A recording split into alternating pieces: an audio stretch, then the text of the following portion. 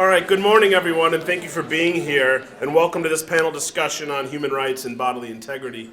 If you're not interested in human rights or bodily integrity, you can exit behind and find something else interesting, I would imagine.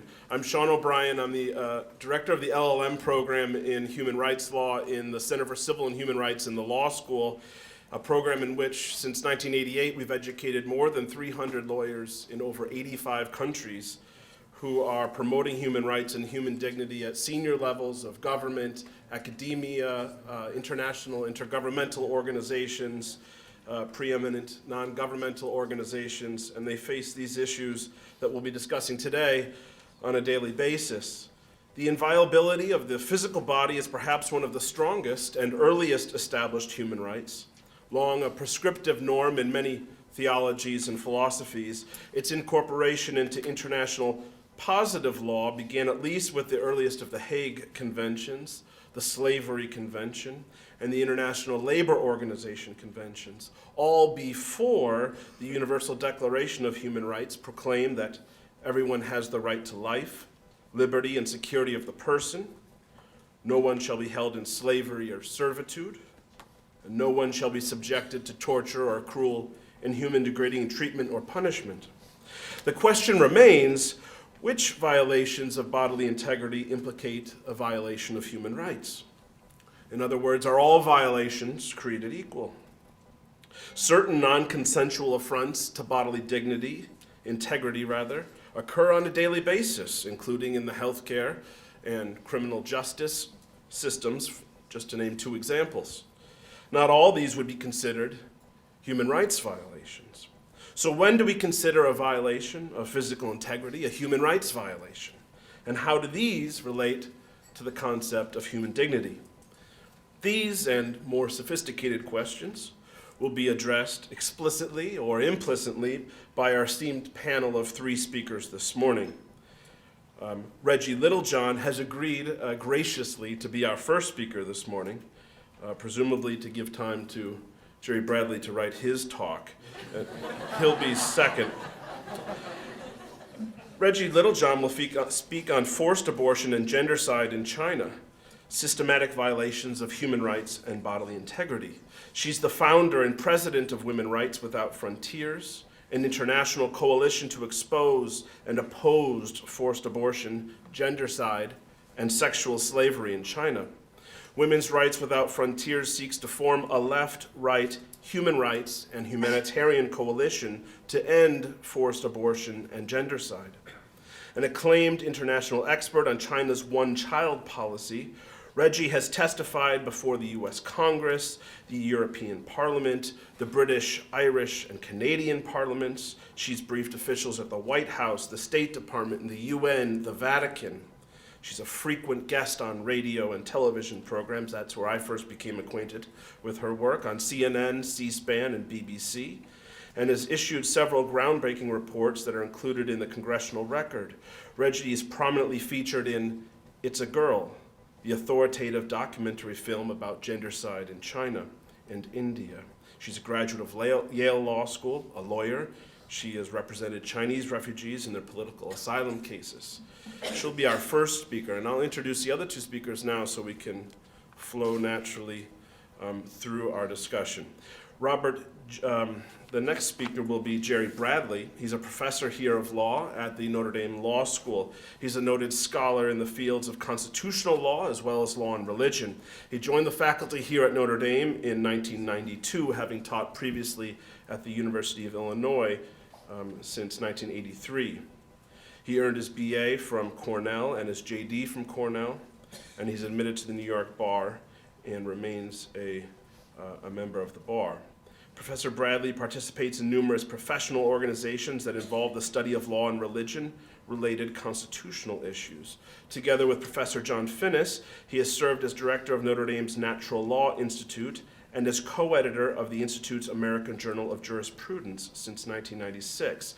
He's a president of the Fellowship of Catholic Scholars, the vice president of the American Public Philosophy Institute, a member of the board of advisors of the Cardinal Newman Society, chair of the Federalist Society's Religious Liberties Practice Group, and member of the Ramsey Colloquium on Theological Issues, and a member of the Board of Advisors of the Society of Catholic Social Scientists.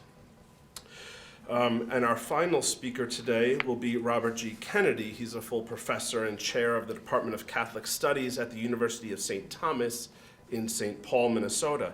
He's the co-director of the university's Terence J. Murphy Institute of Catholic Thought, Law, and Public Policy. He also holds a joint appointment in the College of Business, where he served as chair of the faculty. He received his PhD in medieval studies with a concentration in philosophy and theology from the University of Notre Dame. So this is a homecoming, and I hope it's a warm one for Professor Kennedy. He's the author of some 200 essays, book reviews, and articles on a variety of topics, including corporate social responsibility, professionalism, spirituality in the workplace, wealth creation, ethical investments, and other issues related to culture and public life. And I'd like to point out that upstairs in rooms 100 to 104, the books that our guests, not only on this panel but other panels, have written are all available for your perusal and for your purchase. So upstairs, rooms 100 to 104, please take a look. It's a great library that we have available to us for the rest of today and tomorrow. So with that, Reggie Littlejohn, please take the floor. Thank you for coming to Notre Dame. Thank you so much for your generous introduction, and it's an honor to be here. Thank all of you for attending this seminar on human rights and bodily integrity. And while some of my colleagues might be debating what are the gray areas of human rights and bodily integrity, I would submit to you that forced abortion, forced sterilization, and infanticide are clear violations of bodily integrity and clear violations of human rights. As my colleague mentioned, I was an attorney. I represented Chinese refugees in their cases for political asylum. And that was in the mid-90s. I had heard that China had a one-child policy. I did not realize that it is currently enforced through forced abortion up to the 9th month of pregnancy, forced sterilization, and infanticide, the killing of infants. And when I discovered this, I was shattered. I couldn't believe that because of the population of China, 1.3 billion people, that would mean that 1 out of every 5 women in the world is living in a system where she can be dragged out of her home in the middle of the night, strapped down to a table, and forced to abort a baby that she wants up to the 9th month of pregnancy. And all of this is done generally without anesthesia, including the forced sterilizations. So rather than speaking more about this, I would like you to see a short video of mine called Stop Forced Abortion, China's War Against Women.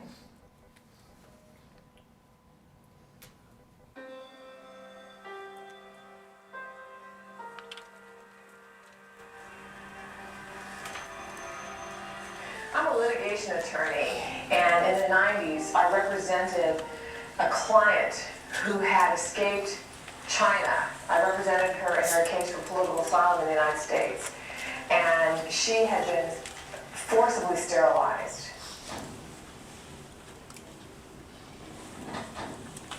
That was my introduction to the reality behind the one-child policy. In fact, China's one-child policy causes more violence against women and girls than any other official policy on earth. I call it China's war on women and girls.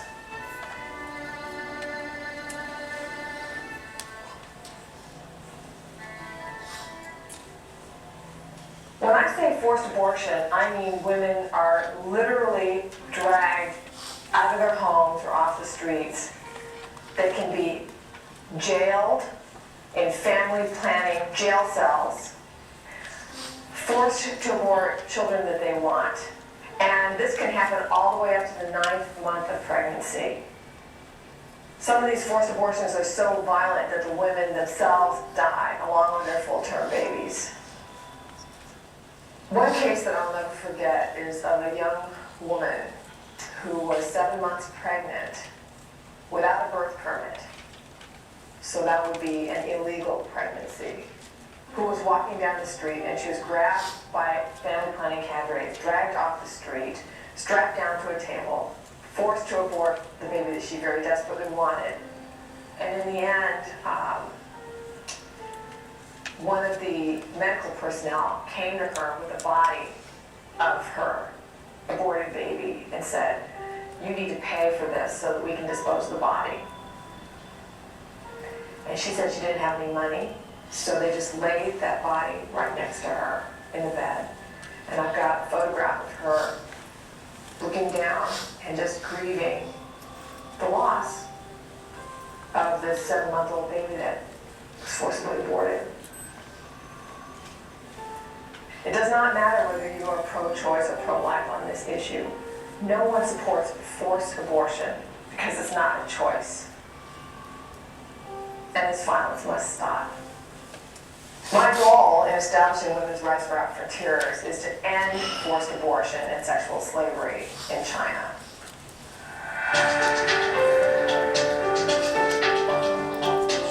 And to that end, I have testified before Congress, I've addressed the European Parliament, briefed the White House.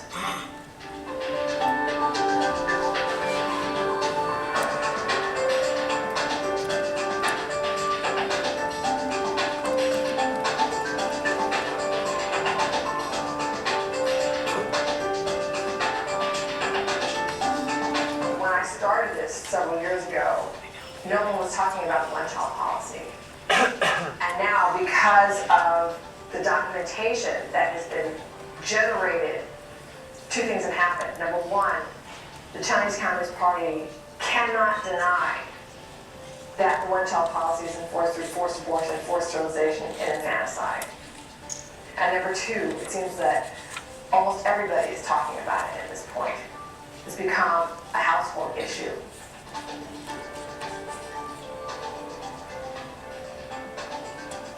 Stop the violence. End China's war on women. Forced abortion is not a choice.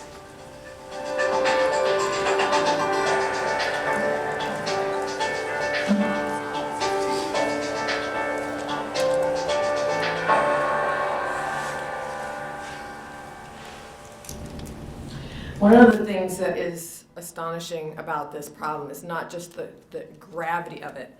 And in my opinion, forced abortion is official government rape. It's also the magnitude of the problem. The Chinese Communist Party boasts that it has prevented 400 million lives through the one-child policy. That is greater than the entire population of the United States and Canada combined. China's one-child policy causes more violence against women and girls than any other official policy on earth and any other official policy in the history of the world. So, and I want to make a distinction about China, which is, we have forced abortion in the United States as well, and one of the ways that it comes up especially is teenage girls who get pregnant while they're in their parents' home, and their parents will force them to have an abortion. And that's illegal, folks, just so you know, and spread the word. No one can force another person to have an abortion. But in China, it's different, which is, it's the government coming in and dragging a woman out of her home. So this causes more violence against women and girls than any other official policy on earth, any other official policy in the history of the world, because of the numbers involved.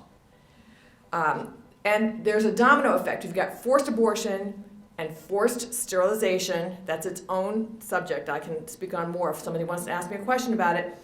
Then this coercive low birth limit leads to gendercide, the sex-selective abortion of baby girls, because if people can only have one child, or in some cases 2 children, and I don't have time to go into that, but they want to make sure that either their only child or one of their 2 children is a boy. And so then we have a situation where we've got 37 million more men than women living in China today, and that in turn is driving human trafficking and sexual slavery.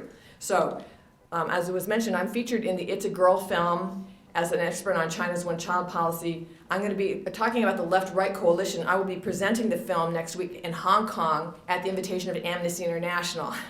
So I'm appreciative to them of taking this up as a human rights cause. And I'd like now to just play the 3-minute trailer of the It's a Girl film.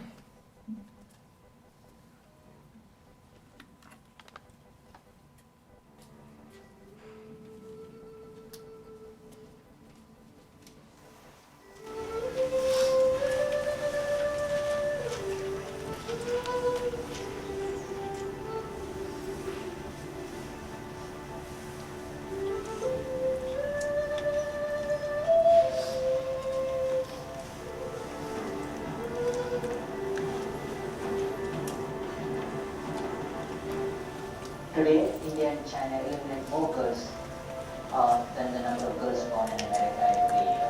Gendercide is the deliberate, systematic destruction of an ethnic or religious group. Gendercide is the deliberate, systematic destruction of a gender group, usually girls.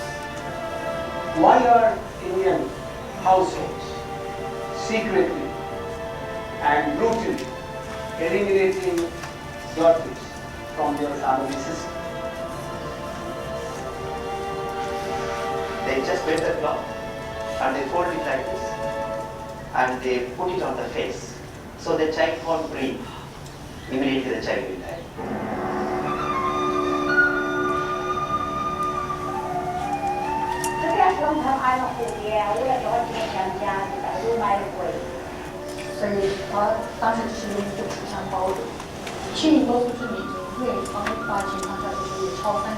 But what this is an entire system, a social machinery that says we don't want females.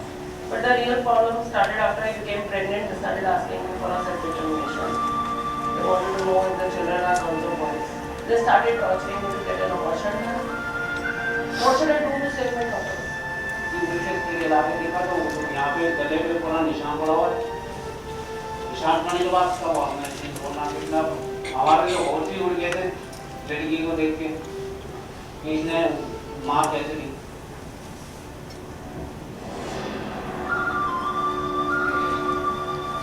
如果按这个生理性的话，我就自己心里面，哎呀，反正他村子里就有杀人搞这些工作人嘛，就被他们知道我们在那里。மனசுல அதை வச்சிருக்கூடாது. ஃபைனான்ஸா வச்சுக்கலாம், பெண்ணாக வச்சுக்கலாம். அப்படியே விட்டா தெரிவிச்சு நாளே வாசி மறுபடி பயனே இல்லை அப்படின்னா அஞ்சாறு எனக்கு வந்து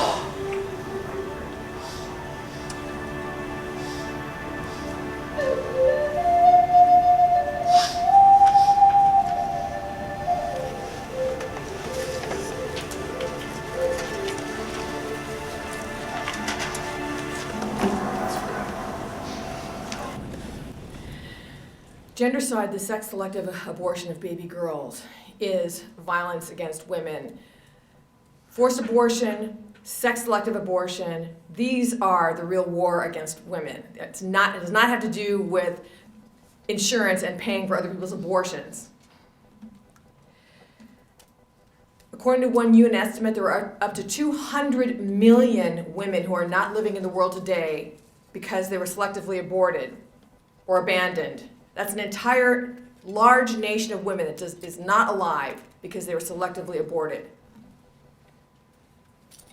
And as I mentioned, this gendercide is leading to the gender imbalance in China, 37 million more men than women living, and then what that's doing is it's fueling human trafficking and sexual slavery. That our State Department declared China as a Tier 3 nation, one of the primary violators in terms of human trafficking in the world. Some people sometimes ask me, how do the Chinese women deal with this? The answer is very somber. China has the highest female suicide rate of any country in the world. 590 women a day kill themselves in China, and countless more attempt it. So, one of the messages I bring around the world is, this is a huge problem. What difference does it make to us? Well, what difference it makes to us is that we are complicit with it in terms of funding organizations that are helping China in their population control machine. Specifically, the United Nations Population Fund, that's UNFPA, and International Planned Parenthood, IPPF, are both funded heavily by the United States and many Western nations. They have been in China working hand in hand with the Chinese Communist Party coercive population control machine for decades. There is no transparency in what they're doing over there. And I believe that they need to be investigated. They need to be completely transparent in what their money is doing. I believe that they are complicit, and they were found to be complicit by then Secretary of State Colin Powell. And the United States stopped funding them under the Bush administration. The Obama administration restored funding. I believe they're complicit, and I believe that we should stop funding them. So, where's the hope? Women's Rights Without Frontiers has launched a major, huge international campaign to raise the visibility of this issue, and we have done a lot in that regard. When we started in 2008, 2009, people generally didn't even believe that this was happening. Now, because of our documentation, no one can credibly dispute it. And we presented the It's a Girl film, which is a 63-minute documentary, 4 times at the United Nations this year because their topic was violence against women and girls, and they came out with a statement condemning forced abortion, forced sterilization, and forced contraception. Also, the European Parliament has come out with a similar statement. We've presented there 3 times, so governments are listening. And then also, we have a Save a Girl campaign. And what that is we are on the ground in China with field workers. And we are able to identify women who've had an ultrasound. They know that they are carrying a girl, and they have signed up for an abortion, or else they have just given birth to a girl and they are being pressured to abandon her. And we will knock on their doors and say, look, don't abort, don't abandon your baby just because she's a girl. She's a precious daughter, and we will give you a monthly stipend for a year to help you support this girl. And according to the director of the program, we have a 95% success rate that these women who are going to abort or abandon their girls, when they come to us, they accept our help. So we are saving lives, we are ending gendercide, ending forced abortion, 1 baby at a time in China. So now I'd like to run that little PowerPoint of some of the babies that we're saving.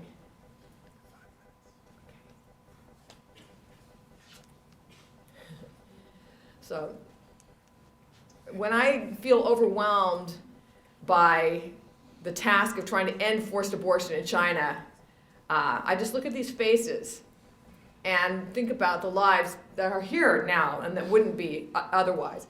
This is actually a baby boy, and he was, his mother was fleeing a forced abortion, so she was going village to village to village to try to stay 1 step ahead of the family planning police, and finally gave birth to this beautiful baby boy.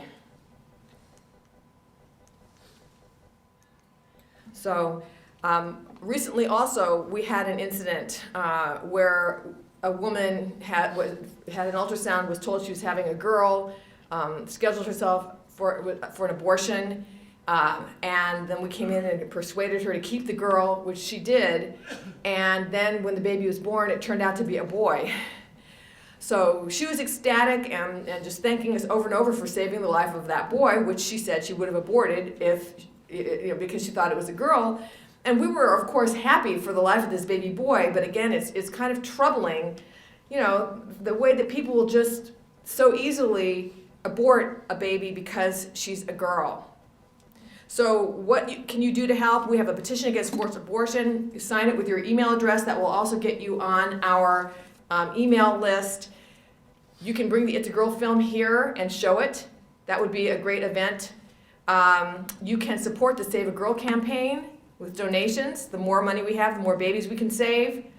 And you can go on our website and forward it to your friends and let people know, because one of the main things that we're doing is just trying to get the word out. I mean, is this information a surprise to you? It's going to be a surprise to your friends too. And you can really help us by helping us get the word out.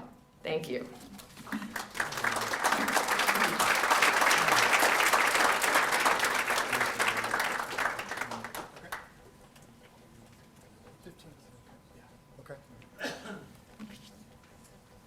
Well, thank you, Sean, for the introduction. Straight away, I wish to deny, nonetheless, his unjust accusation. If you remember, Sean accused me of needing the time during Reggie's talk to write my own talk. And I can see that he has some basis in our prior relationship to think that that could be true, but I deny that unjust accusation. In fact, I do have a talk, and it's right here.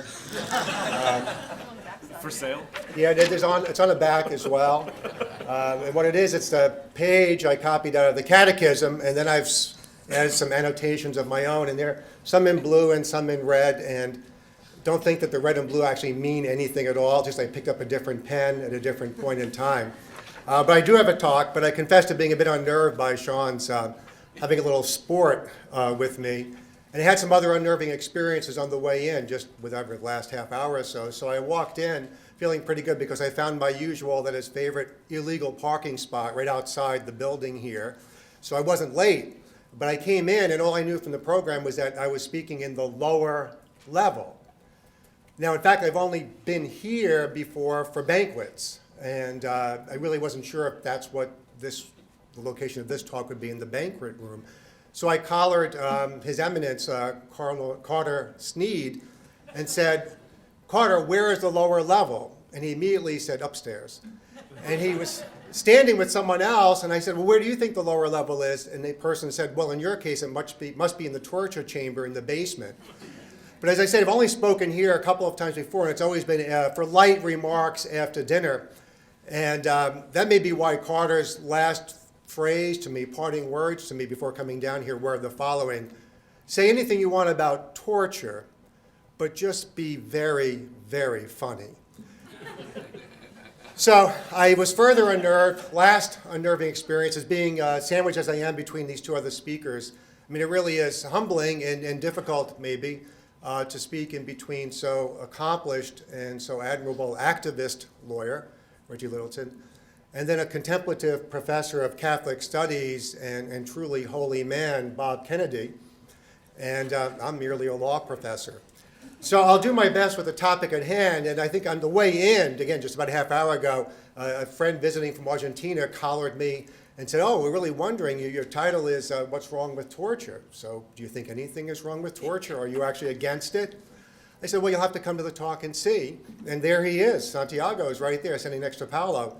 But I think another way to put the topic, the tease, would be, yes, torture is wrong, but what exactly is torture? And that's be a better account of what I want to talk about.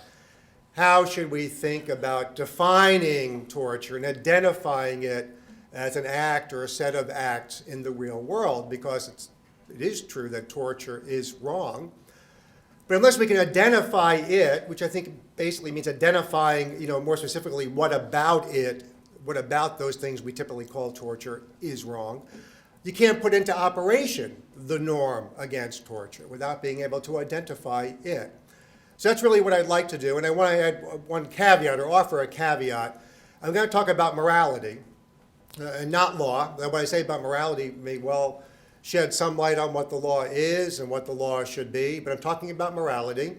And I stress that because it is perfectly appropriate for law to, and law regularly does, ban unconditionally many kinds of conduct, including conduct which is always morally wrong. So there's no murder, there's no rape, and no torture, according to the law. But the law bans many other acts and schemes of conduct, complex sets of actions, which are not always wrong, but are usually wrong, and maybe are never intrinsically wrong, but are almost always unfair to people. That is, almost always they violate the golden rule. Or it's maybe that the law bans conduct which itself is morally innocuous, but in particular circumstances of our time and place, it's actually contrary to the common good. So again, I don't mean to suggest in the slightest or to cast any doubt at all upon legal norms which say torture is always wrong, other cruel, inhuman, and degrading conditions or actions always wrong, as matters of law. But in looking at and unpacking what it could mean to say torture is always wrong morally, I mean to try to answer this question: how could it be, and under what circumstances, and what exactly would we be talking about to say that torture is always wrong morally, in the sense it's intrinsically wrong? That is, apart from any condition or circumstance or time or a place, when, what does it mean to say torture is intrinsically wrong? Now, I think there is an answer to that question, and I mean to get at that. So let me take the 10 minutes or so I have to take a stab at describing what I think is the answer to that question, recognizing I can't do much to sort of justify my description, but I'll just try to unfold my own thinking and share it with you. One thing I think is pretty clear is that we're not going to get anywhere near an answer to the question by focusing on chunks of behavior, even the behaviors, or maybe you could say acts, choices that are such common parts of schemes or complexes of actions that are torture.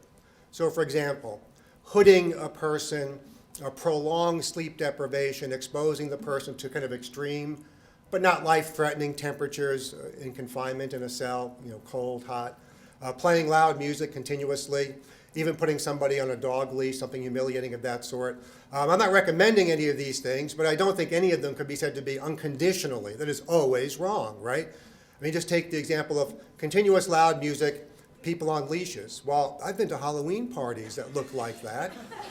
And I think most fraternity parties would be ruled out if that was always wrong. So I don't think that those things will get us where we want to go, although, as I say, those are behaviors that are part of, or commonly part of, what really is torture.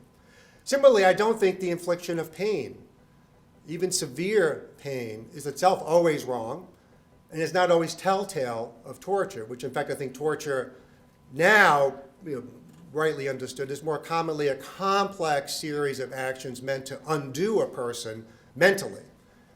And these confinement conditions depriving people are meant to undo the person mentally. Now I'll come back to that because that's a tease of what I mean when I say what is torture really about. But I think inflicting pain is not only morally innocuous at times, I think it's morally required.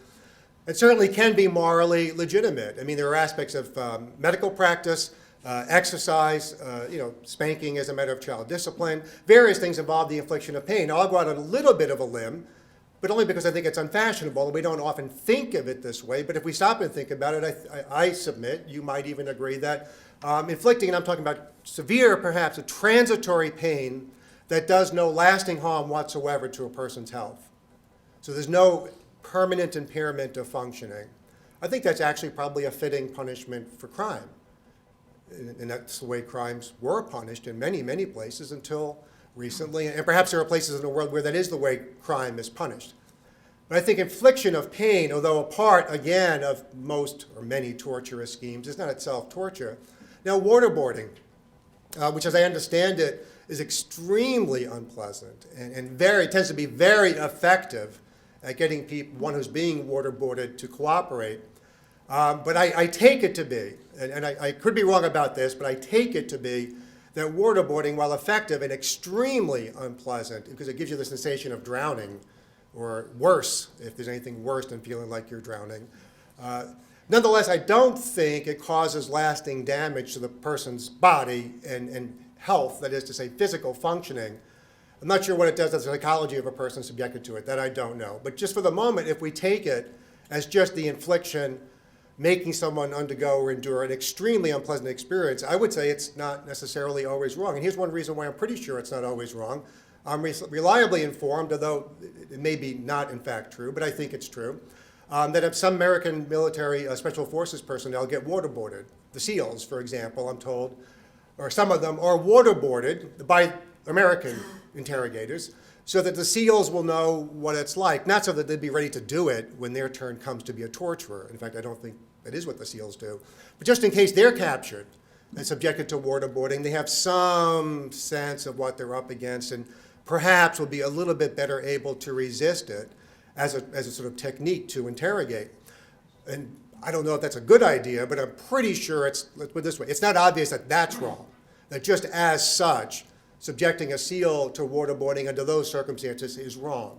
So I don't think we're going to get at what's really wrong with torture, what is torture, by picking out a behavior, except this. There are some things that are always wrong to do to people, whether we call them torture or whether torture is in the picture or not, like mutilating people, attacking their bodily integrity, harming them, their health, amputation, mutilation. There are lots of things of that sort which are either parts of torture or threatening to do these things is part of torture, up to including threatening to kill someone. That's all wrong. Not just wrong for POWs or enemy combatants or terrorists, whether you think they're POWs or enemy combatants. That's just wrong to do to anybody, full stop. So there is, in sort of the neighborhood of torture, and indeed possibly included in some of torture, these things which are wrong in themselves. So I don't mean to diminish their importance or the importance of that, for the moment saying, I'm going to put that aside. There are things that are always wrong to do to anyone. Okay, but what about torture as such? Well, here's the Catechism's here's what the Catechism says about torture, 2297. And I'll just read the sentence. 2297, torture, which uses physical or moral violence to extract confessions, punish the guilty, frighten opponents, or satisfy hatred, is contrary to respect for the person and for human dignity. So contrary to respect for the person and human dignity, I'll take that as it's always wrong. And that's fine. But I think human dignity is a conclusion. It doesn't really itself give up much information about what is torture. So, and it's not really an argument even in the Catechism. It's kind of another way of saying it's always wrong. So again, the term dignity has a role to play in a conversation about torture, but I don't think it's actually that transparent or informative.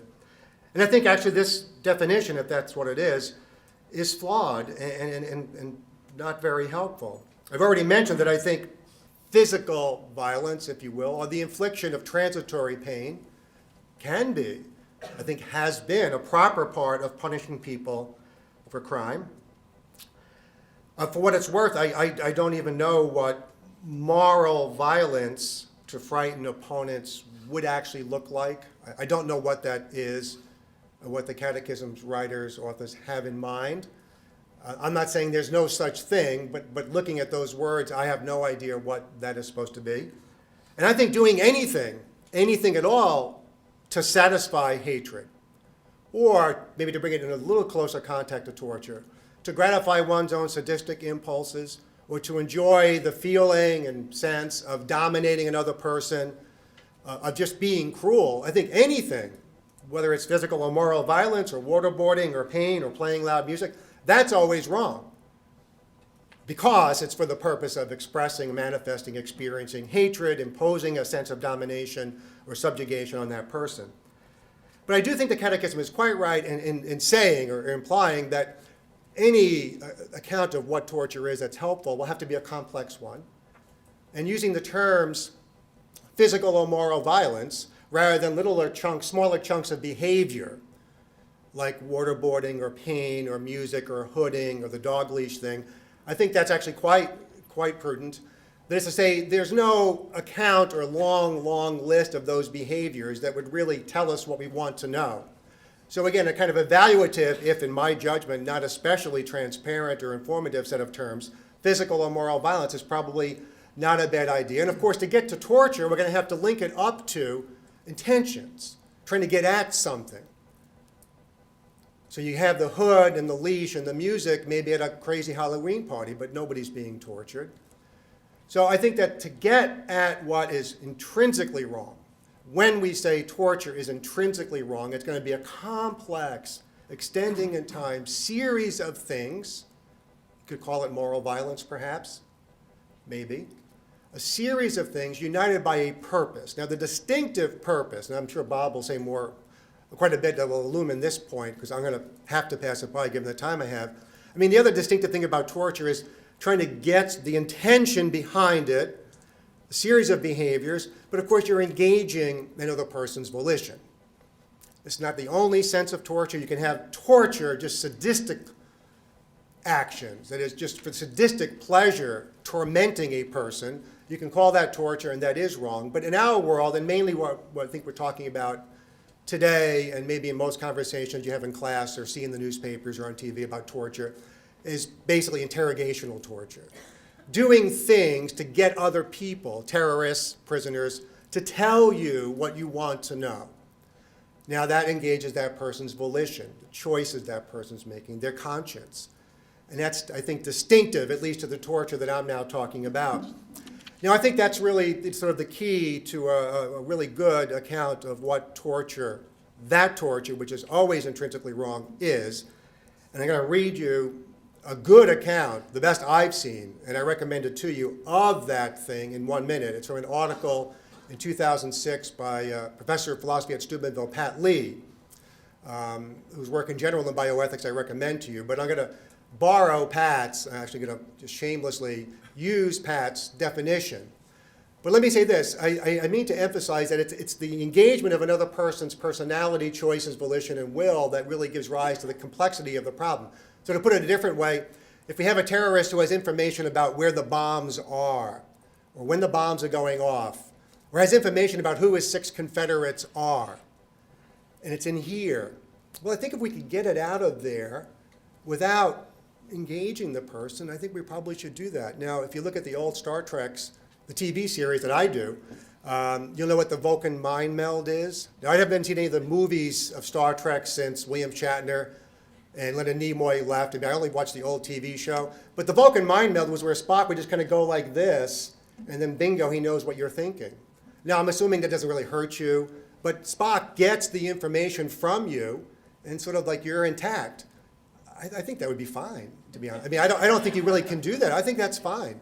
Now, a different example, another movie, The Bourne Identity, right? In The Bourne Identity, the first of the Bourne movies, right? With Matt Damon. He has at the beginning, he's fished out of the water, but he has a little capsule of information kind of just under the skin of his back. So let's say you just surgically remove it. It's really non-invasive, but you take a little capsule full of information. Now, in that case, it's a bank account number or something, but let's say it was the list of where the bombs are. I think you could do that. In fact, I would say one should not hesitate to do that to a person.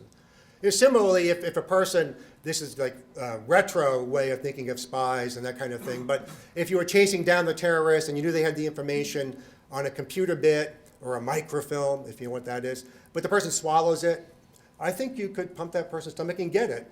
Now, the point is not to get gooey about, kind of taking things out of people's bodies, but rather it's to say that for what it's worth, I think self-defense principles, defense of others, would authorize, you might say, invasions upon bodily integrity.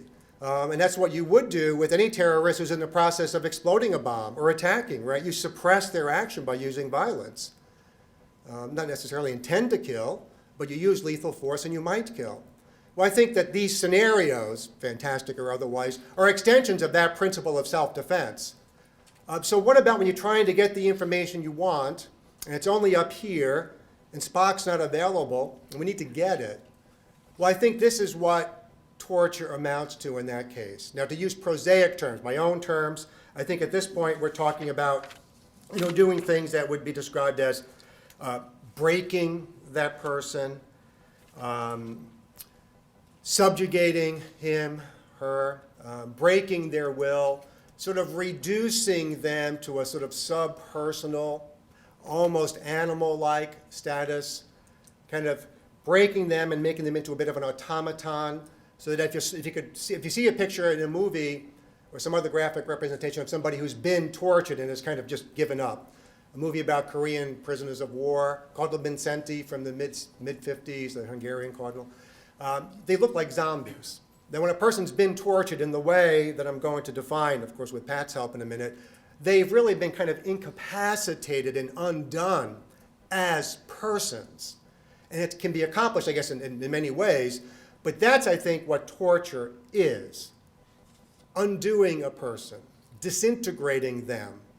I think that's always wrong, just always wrong. Again, whether you're a POW, a terrorist, a combatant or not, it's always wrong to do that to somebody else. And that would be the intention that unifies over perhaps a period of months. A series of actions, which include bad food, bad music, act like a doggy, put the hood on, and any other kinds of actions which are all parts of and really unified by the intention to disintegrate that person so that they end up in, as I say, a kind of zombie-like state where their capacity to resist the requirements of the captor, the torturer, is just eliminated because the personality has been eliminated. So since Sean is harassing me, telling me I have 1 minute left, Sean, you'll be relieved to know that I can read this definition in less than 1 minute. Certainly no more than 50 seconds. So here's Pat Lee, 2006, American Journal of Jurisprudence, and this is where I'll end my remarks. What's important to assess is the whole set of actions together. Their aim in torture is literally to disintegrate the various aspects of the detainee. the body and psyche, cognition and volition, bodily self from physical locale or a sense of locale, self from community, the present self from his long-term commitments and hopes, and so on.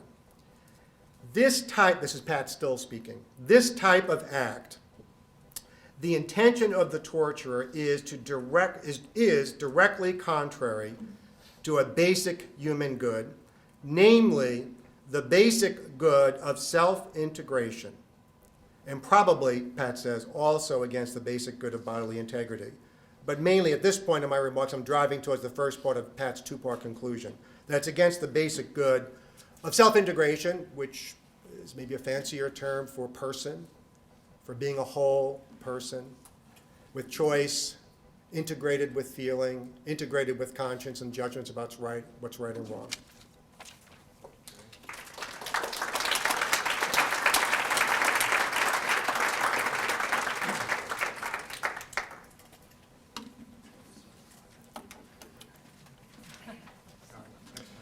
Well, thank you. I'm happy to be here with you.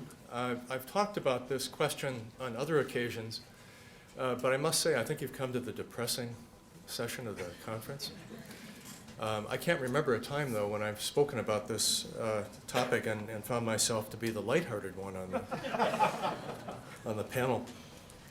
My subject is, can harsh interrogation be morally legitimate? And let me tell you why I'm concerned about this. I'm not concerned about this because I'm an advocate for harsh interrogation, and I think there isn't enough of it, and more of it ought to be done, and so on, much less am I an advocate for torture. And in fact, I agree largely with what Professor Bradley had to say, although I must say, your description of the victims of torture and so on, it sounded to me a lot like third-year law students. I'm sure that's an accidental association, but there is a reason, I think, why we need to be clear about this. We are in a situation, and have been for some time, and are likely to be for some time, in a situation where we are struggling against terrorists. We're not alone in this, but there is a struggle against terrorists. There are threats to the innocent that are very difficult to defend.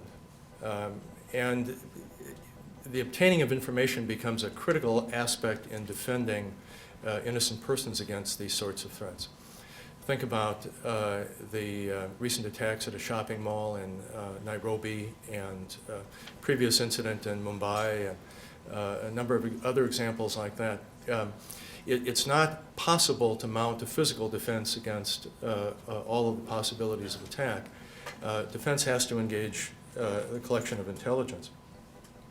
Because we're engaged in what the military calls asymmetric warfare, where different parties are not using similar kinds of weapons and tactics, but there's quite a difference in the use of weapons and tactics, information really is critical, and we need to be clear about what constitutes legitimate interrogation procedures.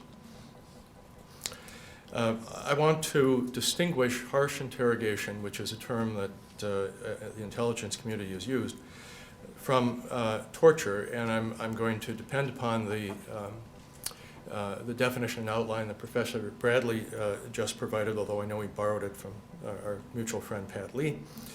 And I do recommend his article in the American Journal of Jurisprudence. It's a good article. Generally, to interrogate is to act aggressively, I think, to obtain information from someone who's otherwise not willing to provide it. Now, I believe it's true that Professor Bradley spent a time as a young man as a prosecutor. Is that right? Okay, that shows. Interrogation, I want to speak of today as a public act, not as a private act, but as a public act. So someone who is engaged in interrogation is acting for a community. Not that individuals can't interrogate privately, as my teenagers will tell you, but today I'm simply talking about the public act of interrogation. Interrogation is, as I see it, a species of another larger kind of act, a species of coercion, or the use of force, in order to compel behavior, whether that behavior is a kind of action or a restraint from action, inaction.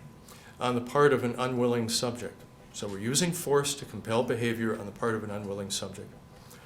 Harsh interrogation entails the deliberate infliction of pain or discomfort, whether it's physical, psychological, or social. It can be a kind of social pain or discomfort, in order to obtain information from a subject unwilling to cooperate, where such action does not include the destructive component of torture.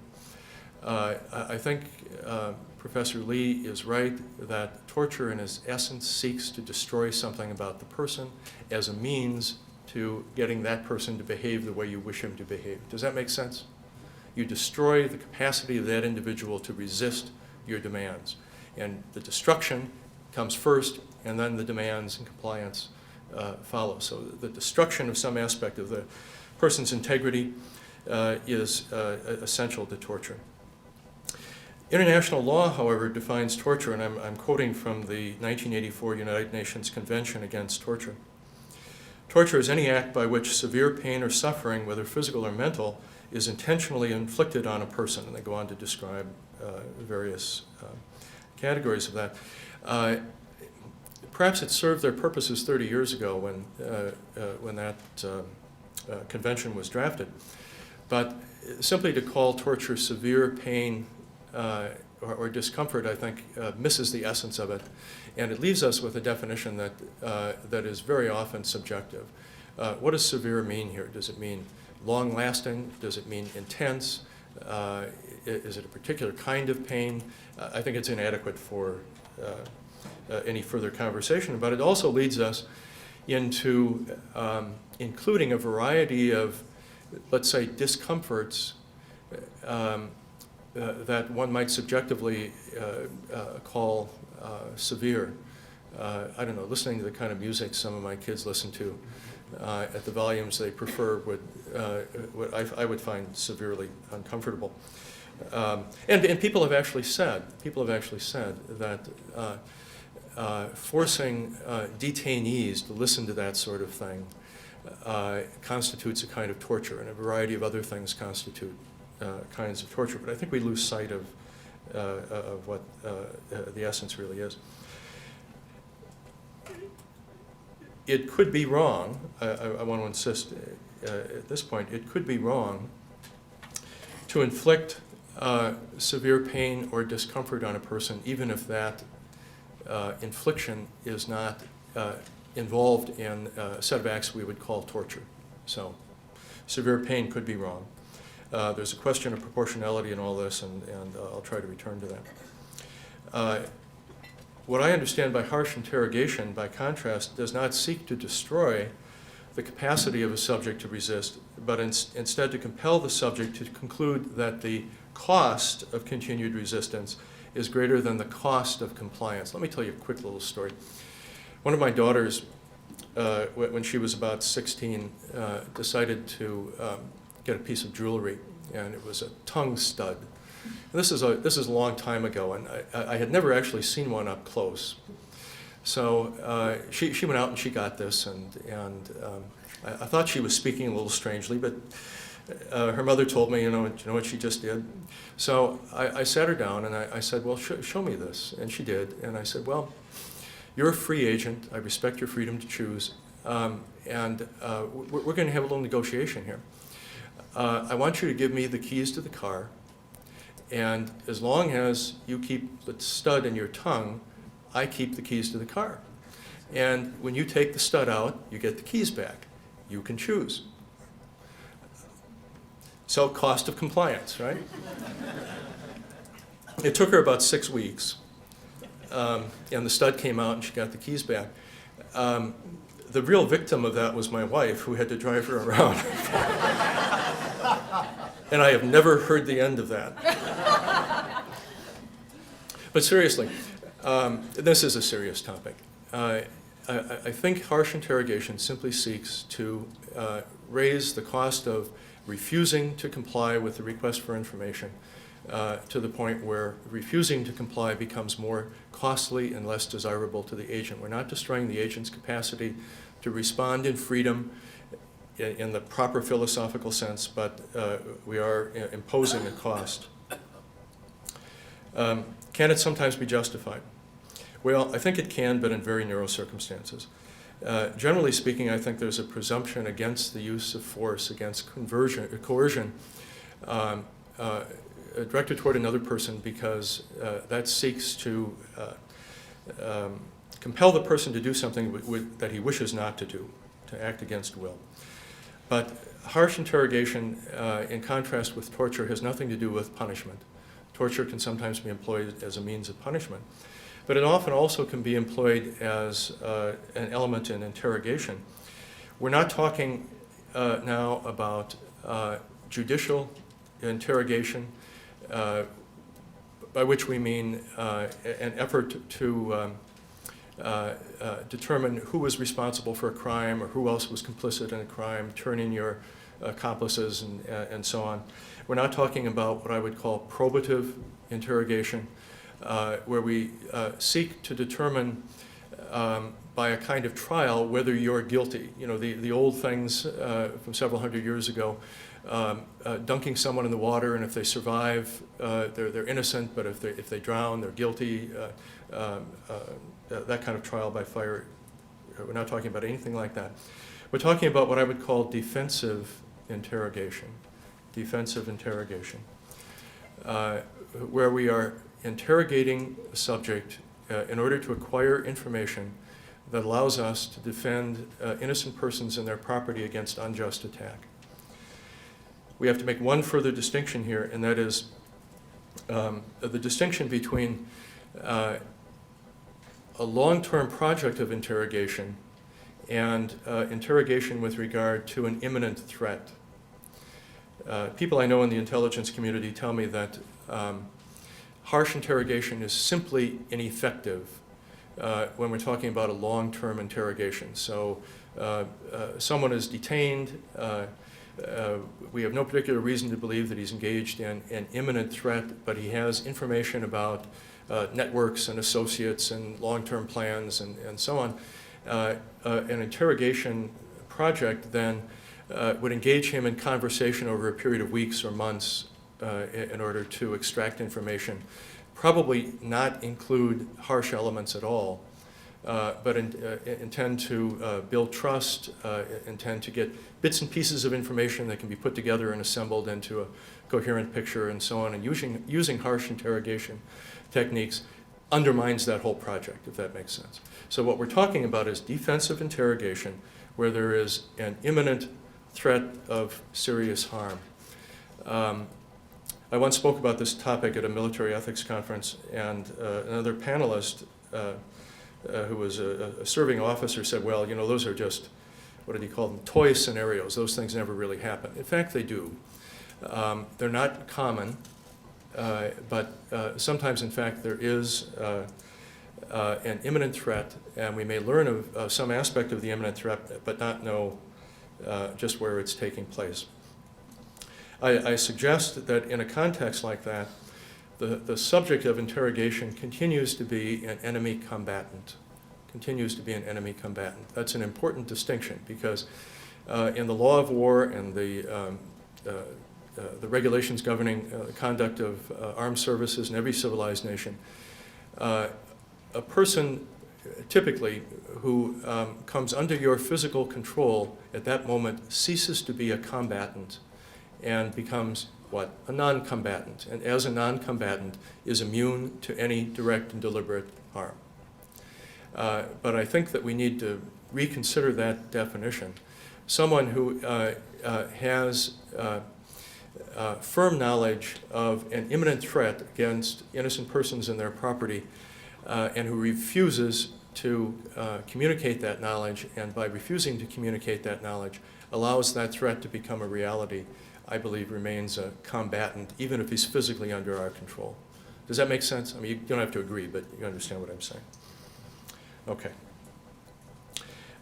It seems to me that there are several broad criteria that need to be satisfied if we might employ some of the means of harsh interrogation. These will sound, to those of you who are familiar with it, they'll sound something like the basic criteria of the just war tradition, because in fact I think the just war tradition is a special case of a larger issue about when it might be morally permissible to use force to coerce behavior. Just war tradition is just one special case of that, and harsh interrogation I think is another. First of all, the interrogator has to have standing to act. In the just war tradition we speak about legitimate authority, but the interrogator has to have standing to act. It's not simply a private citizen. We won't go into that. It's pretty straightforward. I think, too, the interrogator has to have sound reason to act in employing harsh methods. There has to be a serious harm or threat to the common good that cannot be tolerated. Simply knowing that some minor disruption will take place, that no one's really going to be harmed or too inconvenienced, 5-minute traffic jam somewhere, that's not a serious threat. There also has to be an element of proportionality under this category of sound reason to act. The means available have to be proportionate to the threatened harm. We can talk more about that later. There has to be right intention. The right intention concerns the end and the means. In the analysis I want to offer, we're concerned with agents and their intentions, not with the rightness or wrongness of acts simply construed in terms of their consequences, regardless of the intention of the agent, nor simply with the rightness or wrongness of acts in terms of some objective description of rights, again, without regard to the intention of the agent. I think the intention of the agent is critical. The intention has to be to protect the innocent and to restore peace, to defend the common good. The intention cannot be and would render these actions immoral if it were revenge, punishment, domination, sadism, something of that sort. With regard to the means, I think three things are critical here.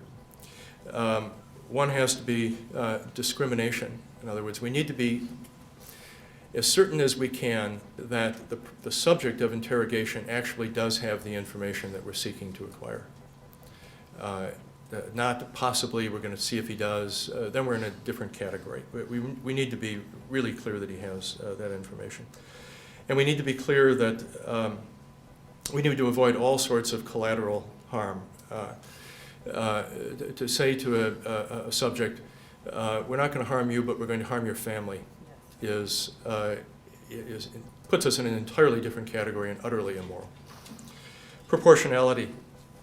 The means used have to be proportional to the level of resistance, the capacity of the person to resist, and the severity of the harm. Go back to my daughter with her jewelry.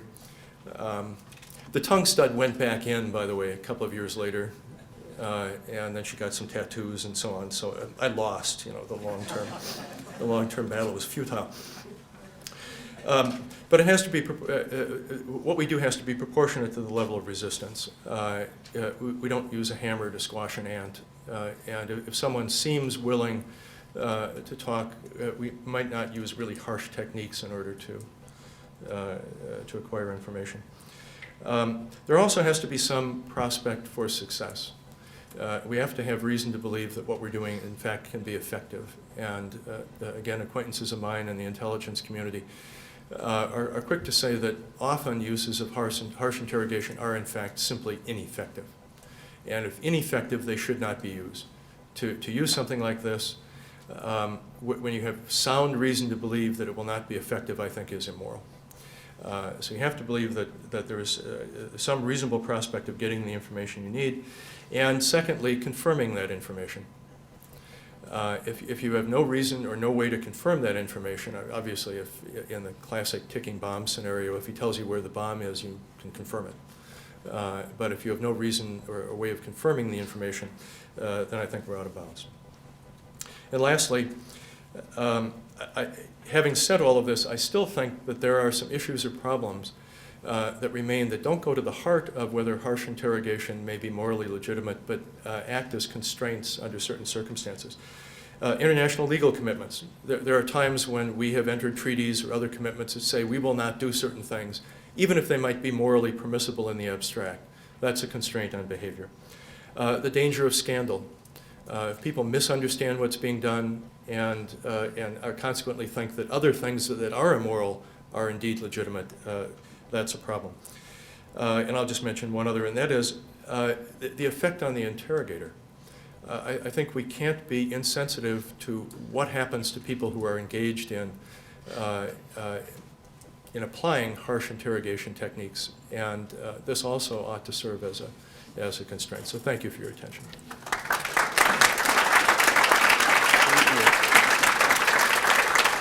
Thank you to our panelists, some pretty diverse presentations. Jerry, if I could get the U.S. government to go on record saying what you said, I'd win my case in the Guantanamo detainee I represent and who have been representing for 5 years. I wish they would take your lead. So with that, the floor is open. We have about 15 minutes for questions and answers. Sir, and I'll take 3 questions at a time so we can get a few questions up. Yep. Chris Englewood, a former deputy sheriff from Texas, but my remarks are to Mr. Littlejohn. Truly what's happened in China is very evil. But I want to note that costs and benefits from human rights language. No one agrees about what human rights are, nor is there any general intellectual justification for them.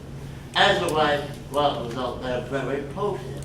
And they can be used, as in Europe, to make a right to abortion that then coerces physicians in Europe to be constrained to provide abortion.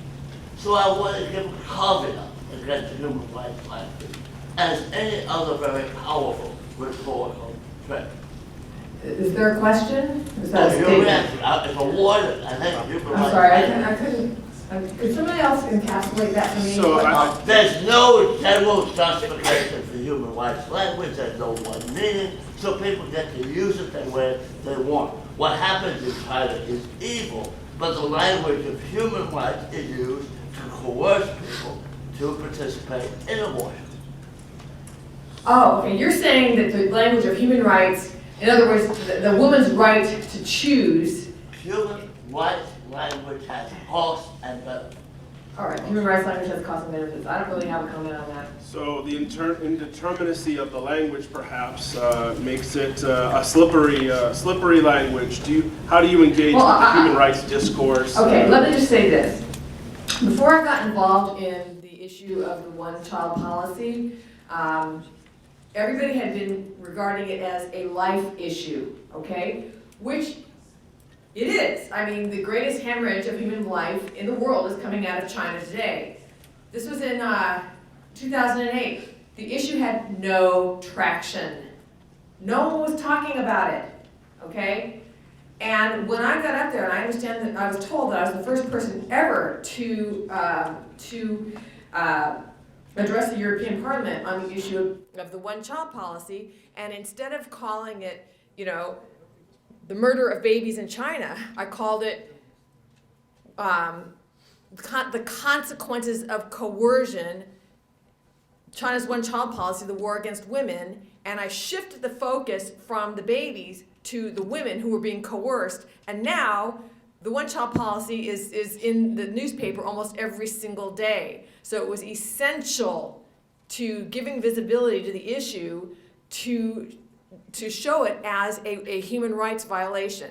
Now, it is a human rights violation. If you look at coercion, even forced sterilization has been identified by the International Criminal Court as a crime against humanity when it is practiced systematically.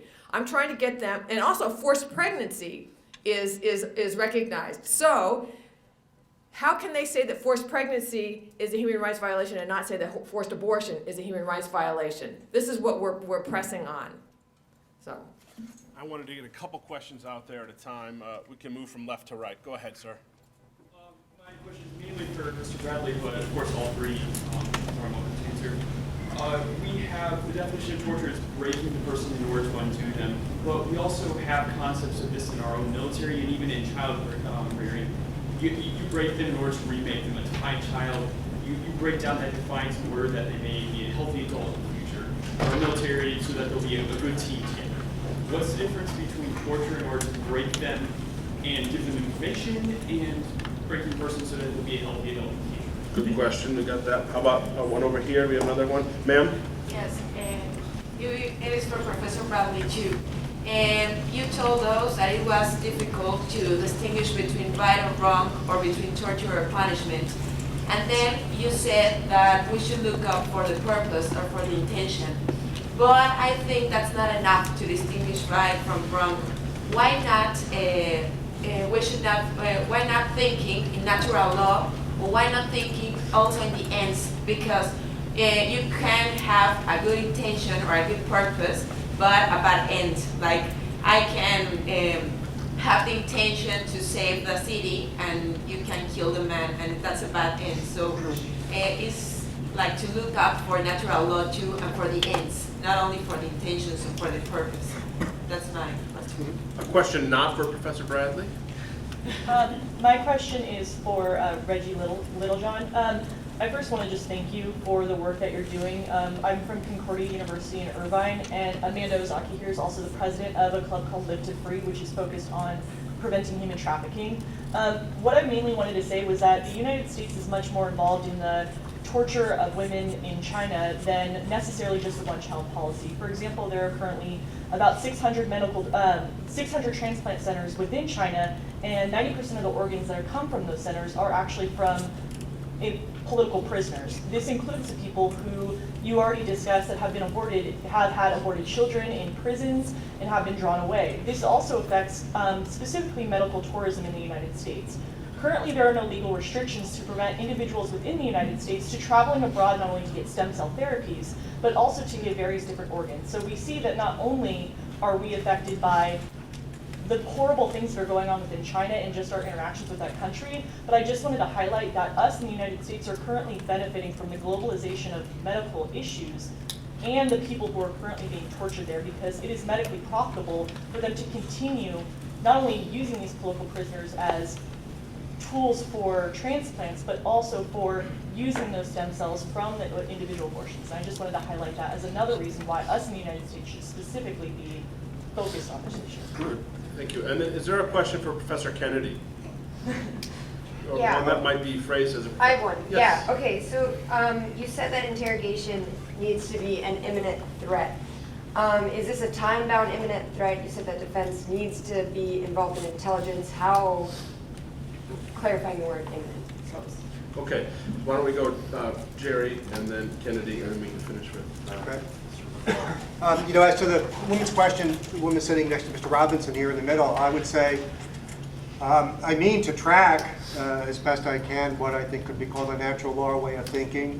And no doubt even the kinds of activities which count as torture and which I would conclude are immoral, that is not to be done, can be performed for good ends, such as saving the city or saving the troops or whatever it is. But I'm not sure that I got all of what you were asking or the entire force of your question, but insofar as you're wondering, if you're wondering whether there would be a sufficiently good end that could justify torture as I ended up describing it, just kind of undoing a person, or as the younger fellow over there said, breaking the person, I think the answer is no. I mean, there are some things not to be done at all, full stop, period.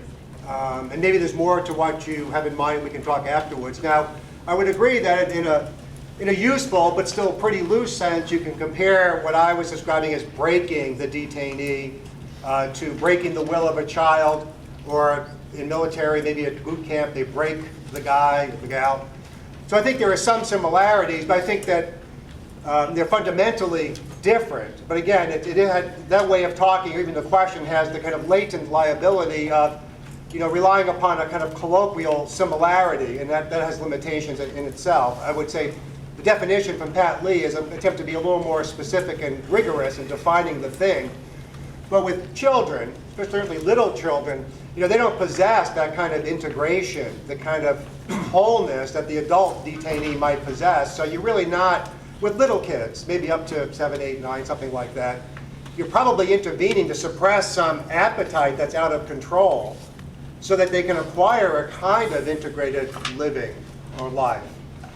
It means there are limits on what you can do. You still can't sort of, threaten to smack them silly or throw them out the window, but still, the whole thing is different.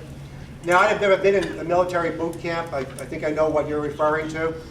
I think that there may be limit cases, some brainwashing that goes on there that shouldn't go on. But nonetheless, I think that mainly what's happening there is probably similar to what's happening maybe with an athletic team, in that the whole goal is to get persons who come to the boot camp with various interests and habits and whatever, to instinctively think of the group and instinctively follow orders. Otherwise, in battle, they all suffer if everybody isn't like that. So there's a kind of suppression of the will and volition, just to instinctively go with the team. Now, I don't think that really is like sort of undoing a person, the way Cardinal Vincenti looked. I don't think these guys become zombies. Again, maybe there are some situations where it looks very similar. But nonetheless, I think boot camp is really sort of trying to instill certain habits in people who remain, I think, possessed of all the faculties. And in a certain sense, even with conscripts, they're choosing to get with this program. Now, the program is to kind of habitually respond without thinking, respond almost like an automaton. That's the similarity. But I think you're talking about people who, again, who are not genuinely undone and subjugated in the way that the detainee may be. Mr. Kennedy? Yeah. Thank you. That's a very good question about imminence. In traditional or classic just war theory, there are discussions about preemptive attack, and imminence plays a role in that, and usually imminence there is understood temporally. It has to be a short period of time. I think it's better for us, I think a lot of this needs to be updated, and I think it's better for us to think about imminence in terms of, let's say, a causal chain of events. And I prefer to define imminence in terms of a point in that chain of events where it is no longer, after which it is no longer possible for us to control or prevent the final event from occurring. So let me give you a quick example. We know that some number of atomic weapons that once belonged to the Soviet Union have gone missing over the last couple of decades. We really don't know where they are, or what's happened to them, or what have you. Suppose we find out that some such operable weapon is about to be transferred to a terrorist group. And we know that it's going to take place within the next, period of time, but the deployment of that weapon, the actual threat, the deployment of that weapon might not take place for a year, or 2 years, or 3 years, but once that weapon is transferred, we no longer have any possibility of protecting the innocent from the deployment of that weapon. The point of imminence, I think, is when the transfer takes place, and using harsh interrogation to determine when that would take place so that we can interfere with it, I think could be a justifiable incidence of that technique. So thank you for the work that you're doing in raising the visibility of the execution of prisoners to harvest organs for transport to China. That's not my area of expertise. I understand from friends of mine that are members of the Falun Gong that there are very, very credible reports coming out of China that they will take particularly Falun Gong. And Falun Gong is a meditation religious group that the Chinese have categorized as a cult and a threat. That they will, detain these people, give them, take their blood, figure out, what their DNA is, and then if somebody comes in that wants an organ that matches them, they will execute that prisoner to provide them with an organ. My understanding is that they have stopped doing that internationally. So in other words, there's no longer international organ tourism. That's my understanding, is that they have made that illegal, I think because of the horrible press that it gives them, but that doesn't mean that the practice is not still continuing for Chinese nationals, people within China who have the money, people who are highly placed within the Chinese Communist Party. And again, this is all stuff that you should independently verify because this is not my area of expertise. Knowing that this is the last question to separate us from being here together and lunch, does anyone have a final question? Can I ask this one? You know what, I promise it won't be a long question. I bet she'd be happy to talk to you after. It's a related question. She'd be happy to talk to you afterwards. That'd be okay? That's fine. All right, thank you. Let me thank the panel.